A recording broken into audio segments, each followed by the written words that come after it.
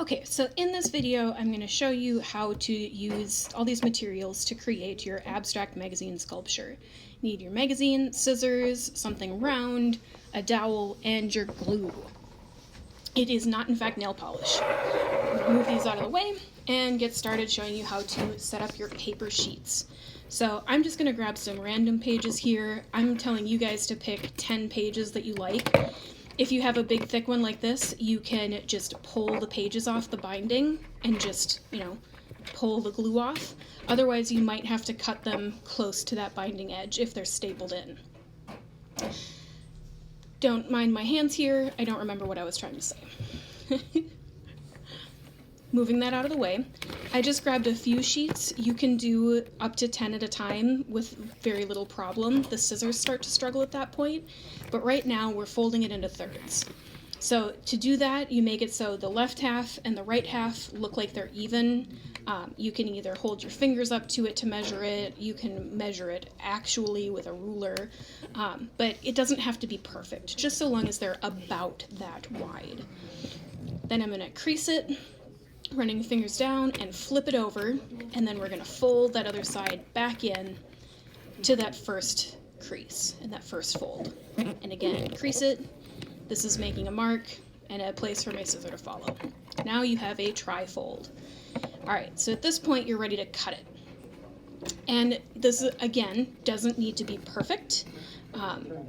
As my scissor and cutting comes in and out of focus here, I cannot cut a straight line to save my life, which is part of why I like to give myself guides in folded papers.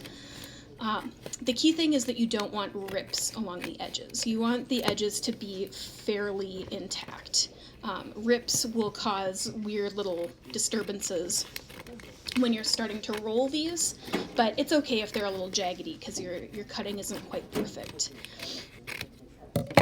Alright, and now I have in my stack 9 strips. Again, you want a total of 30 because you're going to be making a total of 30 tubes. Good to go. Now, the key thing is thinking about where you want your color. If you want that side out, you want to flip it down. So whatever color you want to be on the outside of your bead is the color that you want on your table. Now, I point the corner towards myself and then have the strip going away to the left. That way I can stick the dowel on it along that bottom corner, fold that magazine corner in, and start to twist the paper. You want to make sure this is nice and tight and make sure that that paper actually folds under. This is the tricky part of using magazine, is that it's kind of slippery, but once you get it started, it's pretty easy to keep going. Now, once you see that you're reaching the end of your dowel, you want to keep pushing it the direction that you're going to be rolling it. So in my case, it's to the left. So I always leave a little bit of a tail of my dowel so I can pull it as I'm going. You don't have to press down on the areas you've already rolled, but you want to roll until you have about an inch left from that point to the dowel. And that's when you're going to grab your glue and you're going to spread it on there. You don't need to make it swim in glue. Honestly, just a little bit is fine, but the more you use, the longer it takes to dry and the bigger the mess you make. So roll it nice and slow. This helps spread the glue, gives it a little chance to dry, and then you're going to hold it for 20 seconds. Now, I just wiped away the little bit of extra glue that was on the table so that it doesn't make my working area sticky. But again, 20 seconds. Pull the dowel off, and you've got a tube, and you're ready to do it again. So again, choose which side you want to face out, and that's the side that's going to be on the table. Line up with the corner, fold that little tucked corner in, and roll. If it turns out that you don't like how the colors are lining up on the other side, feel free to change the angle and direction of your tubes. I personally found that this method worked really well because then I always know which direction my tubes are rolling, because that can impact how they join together. But again, last inch, spread a little bit of glue on there. You can see how it kind of beads up, and that's just because the magazine is really glossy. And then hold that corner down. You can pull out the dowel at this point, but it can be helpful to have something to press against so you don't accidentally make any extra creases. And now the way that you join them together, because you're going to be having 5 that are singles, 5 that are doubles, and 5 that are triples, you spread a little glue in the wider end of one tube and stick the narrower end of the second tube in there. And then you hold it for, wouldn't you know it, about 20 seconds. So holding. If it turns out that it's really, really wide compared to the narrow end, you might need to pinch it. But now we're going to flatten it. So with that, you're setting it down. I'm just moving my fingers along the same direction that it was spun or twisted. That way I'm not pulling against my paper and I'm not risking any rips or tears along that edge. And then you just press, moving a little bit at a time. And now it's a flat strip. So you'll do the same thing with the ones that are combinations of 3. You'll just stick that third piece into that second end. Now this is the wrapping part.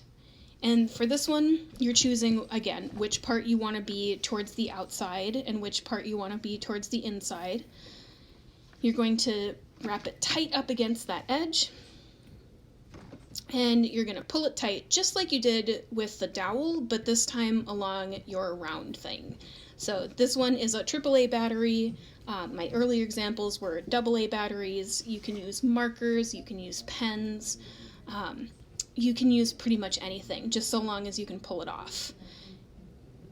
As you can see, my edges are getting a little bit uneven, and that's okay, because you can come back and fix that in the end.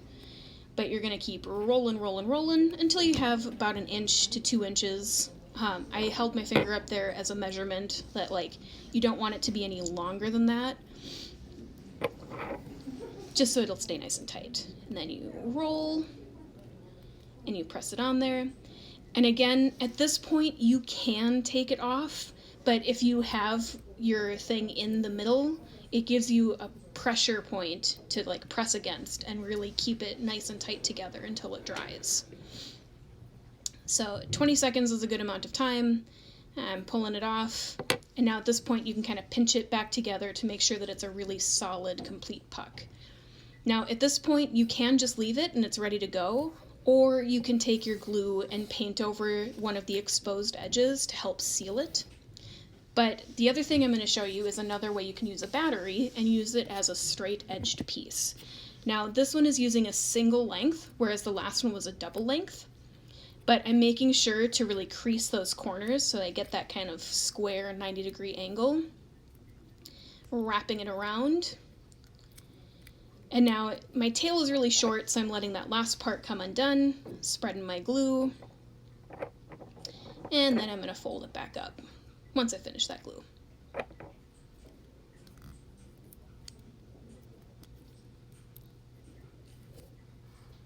If at any point your stuff comes undone and you've already taken it off of whatever it's been wrapped around, you can always use those little clips to hold it in place. Otherwise, it's always helpful to just let it sit, hold it, apply pressure, and let it do its own thing, because it will dry eventually. So now you have 2 pieces, one single length, one double length, one wrapped around something small and round, something wrapped around square edges, and that's it.